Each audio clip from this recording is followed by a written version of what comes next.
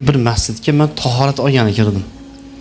Tahorat olgani kirganimda bir yigit o'zini boshidan o'tgan voqeani aytib berdi. Qoraga dedi, iltimos, agar lozim topsangiz, bir zarur bo'lib qolgan, bir kerakli bo'lib qolgan paytda ma'ruzangizdan foydalansangiz ham mayli dedi. Bir voqeani aytib berdi. Bundan 1 yil oldin men katta qarzga kirib qoldim dedi, qarang. Necha million ham qarzga kirib qoldim. Bu qarzga kirib qolishimning ham sababi bitta korxonada, bitta tashkilotda ishlardim, buxgalter edim. Bitta rahbar menga meni nomim bilan bitta hujjatga menga qo'l qo'ydirib, o'zi ishdan haydalib ketdi, keyin tan olmadi. Xullas kalom, uni shu nima pul meni bo'ynimdan qolib ketdi deydi. Bir tiyin yegan joyim yo'q. Bir so'm ham, bir tiyin ham u puldan yegan joyim yo'q, xiyonat qilganim yo'q deydi. Arzimagan oylik oladim. Endi u joydan haydalib ketdim. Katta qarzim menda qoldi, bo'ynimda qoldi. Odamlar deydi, uyimga so'rab kelib boshlashdi. Uyimni taqillatishadi deydi. Men endi o'zim o'sha pulni olib deydi, o'zim yeb, o'zim hazm qilib olib, o'zimni bir uyimga saqlab olgan bo'lsam yoki bitta mashina olib minib olgan bo'lsam ham alam qilmasdi deydi. Yemagan somsamga deydi, pul to'laymanmi deb alamda shu nima deydi? Kuyyapman, yonyapman deydi. Uyimga kelishyapti. Qarzdorlar pul so'rab, haqdorlar o'zini haqqini so'rab, endi so'raydi-da, endi nima qilsin u ham. Keyin bir kuni nihoyatda jonim shu o'tib ketdi deydi. O'tirib nima qilsam ekan? Peshin vaqti bo'ldimi yo asr dedimikin, shu masjidga chiqay, o'sha yerda ozgina sovib kelaman. Masjidga chiqibdilar. Masjidga chiqib peshinnimi yo peshin asr namozni o'qib, o'sha yerda Xudodan so'radim. Ey Allohim dedim. O'zing bilib turibsan.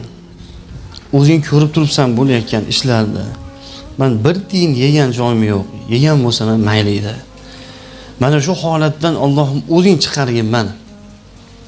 Mana shu vaziyatdan o'zing menga bir eshik ochgin. Ey Allohim, g'oybingdan yetkizgin. G'oybingdan yetkizgin shu qarzni to'lab olay. Mayli to'laveram, o'shanda ham qani to'layman deyapti. Bo'lsam bu bola yemagan ekan, bir tiyin. Nohaqlik bo'lib shu bolani gardani. Mayli to'laveraman deyapti.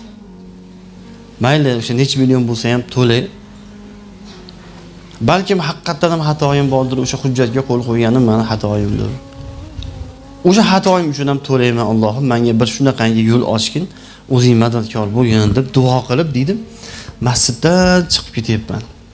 Shunday qarasam, masjidning tahorat xonasi shu tarafga yurgim keldi deydi. Kirdim, tahoratxonasiga kirsam, abdastalar nima yotibdi, nima deydi? Betartib yotibdi. Abdastalar bir ag'da, bir bag'da, enaligi sochiqlar yuvilgan, yuvilmagan odamlar ishlab tashab ketgan. Debdi, masjidda sal nima qilib qo'yay debdi, nima? Tartibga solib qo'yin. Abdastalar nima qilib, suv to'ldirib, taklab, sochiqlarni taklab, haligi qog'oz sochiqlar, to'g'ri sochiqlar taklab.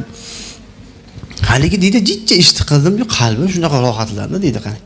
Musulmonlar kirib namoziga tahorat oladigan joyda jiddiy tozalaganimga bir qalbimda rohat bo'ldi, chiqib ketaverdim.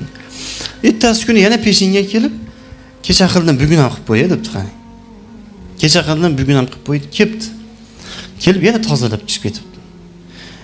Oldingi kuni 15 minut tozalagan bo'lsa, keyingi kuni yarim soat tozalab, keyingi kuni 45 minut. Haligi deydi, ishni qilganim sari vujudim bir nima deydi, rohatlanib, yayrab, xuddiki haligi ish menga tanamda bir kasallik bor-u, hali ish menga malham bo'lyapti deydi. Xuddiki dori ichganing sari inson tuzalib borayotganga o'xshaydi. Cho'kib qolgan ruhiyatim deydi, asta-sekin ko'tarilyapti deydi. Yayrayapman hali ish. Xullas kalom, haligi ishda oxiri masjid nimalariga aytdim, imomiga, xodimlariga. Shu tahorat xonani menga bersalaring. Men hozir beishman, bekor yuribman. Qachon bir Xudo bir rizq berib, ish berib, bir joyga kelsam, ketganimgacha masjidni men xolis Xudo uchun tozalab yursam debdi, qani. Imomga yoqadi bu, bemalol debdi. O'zingiz bilasiz. Farroshga ham oylik beradi. Oylik desa, yo'q, oylik kerak emas. Farrosh ham olib, demak, o'sha bitta oylik beradi, tozalavering dedim. Haligi deydi, qoraga deydi, shu ishga muhabbatim tushdi. Soat deydi 9 da kiraman deydi. 9 da kiraman. Tozalab, kafellarni artib, nimani yig'ishtirganman deydi. Kibrni yig'ishtirganman. Eski kiyimlar o'sha unitazi bormi, chashagini bormi artib, yuvib, toza qilib shunaqa nima har kuni qiladigan ishim shu. Soat 9 da kelaman deydi, peshinga odamlarni tahoratiga tayyor qilib qo'yaman. Kecha men ham kirsam, shunaqa xizmat qilyapti hali bola. Hamma yo'lni tozalagan, atirlarni sepgan, oyoqdagi loyni artgan, haligi sat kafelda sarqayib qolgan joylarni artgan.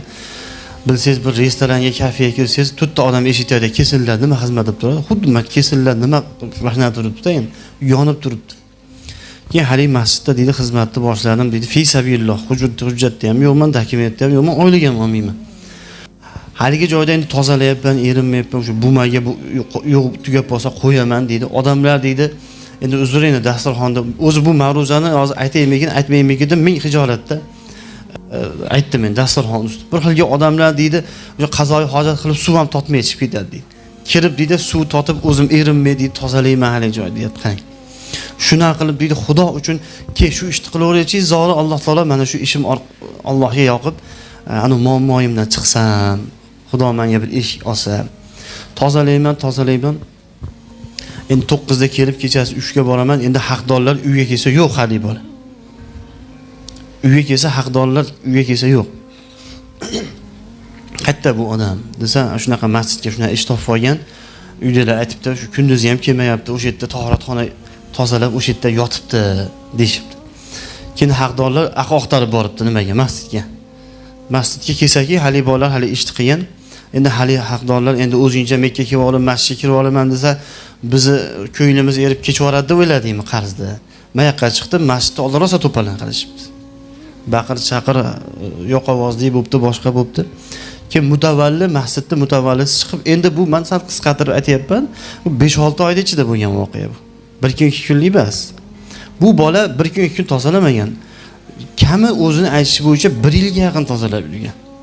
Va mana shu masjidda tahoratxonasini tozalashlikda u sobit qadam bo'lgan. 1 kun 2 kun emas. U uzoq. Men sizlarga tezlashtirib aytib beryapman, vaqtimiz qisqa bo'lgani uchun. Bir marta to'palan bo'lgan, 2 marta to'palan bo'lgan, bir martasiga imom kelib, inson kelinglar, endi masjidda oldi to'palan qilmanglar, hayl bola haydab oling. Bir marta mutavalli ajratib qo'ygan o'ttasini.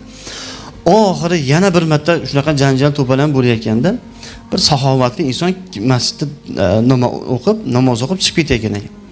Mutavallidan nima bu to'palan desa, ko'rmaysiz, tahoratxonamiz tozalab yuradigan bolani jiddiy atrofdan qarzi bor ekan va haqdorlar kelib masjidda kunni ora to'palan qilib nima qilib ketadi.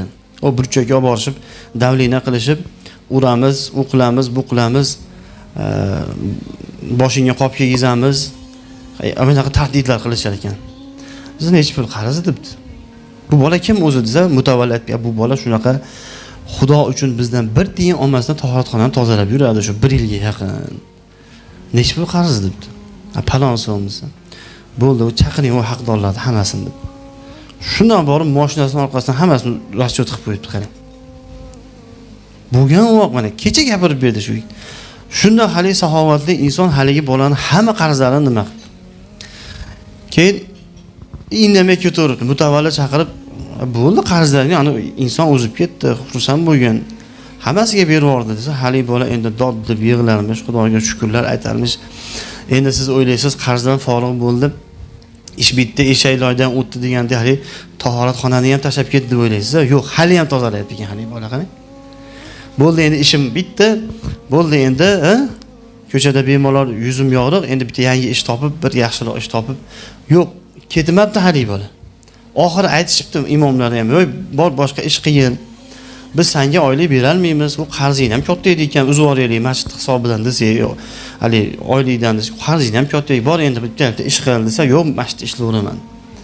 Alloh taolo mana shu ishimdan bir rohat topyapman. Hali bolani usti-boshini qarasam, bino edi bola. Hech kamchilik yo'q. Shu yerda o'tirgan eng zo'rimizdan ham chiroyli kiyinganda hali bola. Xushbichim, o'ziga yarasha ilmli, bilimli bolaga o'xshab turibdi. Yo'q, ishlayveraman. Oxiri kelib masjidda imomlar uyalganidan, "Bo'p turmasan, 1 million oylik qilib beraylik" dedi. Rozimi desa, sizlar rozi bo'lsalar ham mayli deb, keyin endi u oylikka hujjatga tiqmasa ham bo'lmas ekan. Hali qonuniy hujjatda ham oylik qilib qo'ymasa ham unaqasi bor ekan, javobgarlik bor ekan. Majburiy keyin oylikka nomini yozishib, o'sha farrosh qilib ishga olib qo'yishibdi endi. Shu hujjatga. U 1 million pul meni 2 kunda ishladim, men qo'yaman xonaga deydi. Ko'ryapsizmi? Mu'minlar kirib tahoratxonasi, o'sha yerda tahorat qiladigan, namoziga poklanadigan joyni poklashlik kibrni yig'ishtirib, demak o'sha nima bo'lib, o'sha yerda tozalashlikda qanaqa fazilatli amaling.